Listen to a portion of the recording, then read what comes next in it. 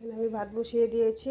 ভাত করব, আলু ভাজি করব আর মিষ্টি কুমড়ো ভাজি করব। এখন মিষ্টি কুমড়ো সরি আলুর মধ্যে লবণ হলুদটা মেখে নেব।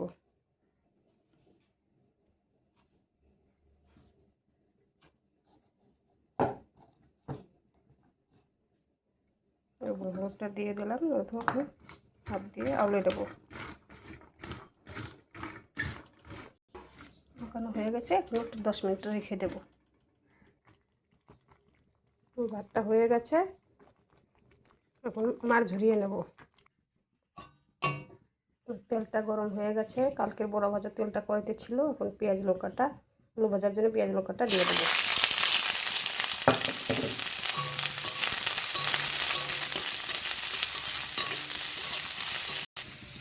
লবণ হলুদ মেখে রেখেছিলাম আলুটা এখন দিয়ে দেবো।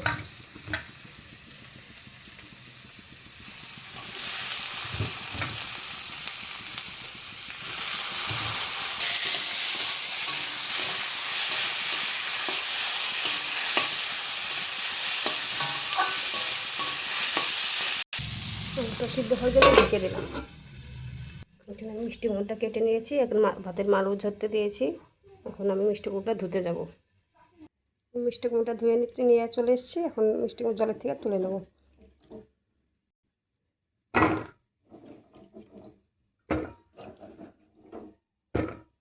জল থেকে তোলা হয়ে গেছে। এখন হলুদ লবণ মেখে রাখবো।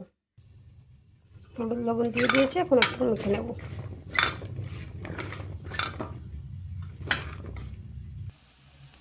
আলু ভাজিটা হয়ে গেছে। এখন নামিয়ে নেব।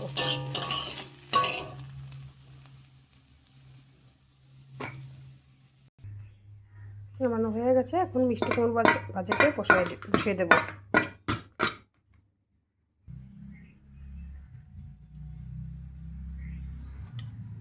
কড়াইতে তেল দিয়ে দিয়েছি। এখন মিষ্টি কুমড়োটা দিয়ে দেবো।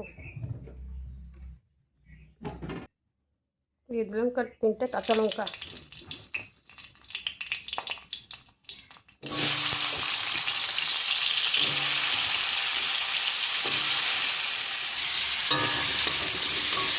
নেড়ে ছেড়ে ঢেকে দেবো।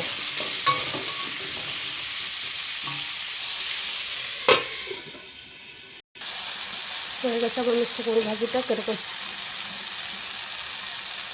পরের থেকে অল্প পরে নামিয়ে নেবো। শরীরটা ভালো লাগছে না আমার। সকাল থেকে দুবার লেট্রিন গেছি। এখন আবার যেতে হবে। এখানে আছে গরম ভাত। এখানে আছে আলু পেঁয়াজ ভাজি। কীরকম হয়েছে আজকের মিষ্টি কুমড়ো ভাজি, কীরকম হয়েছে আজকের রান্নাটা অবশ্যই তোমার কমেন্ট করে জানাবে।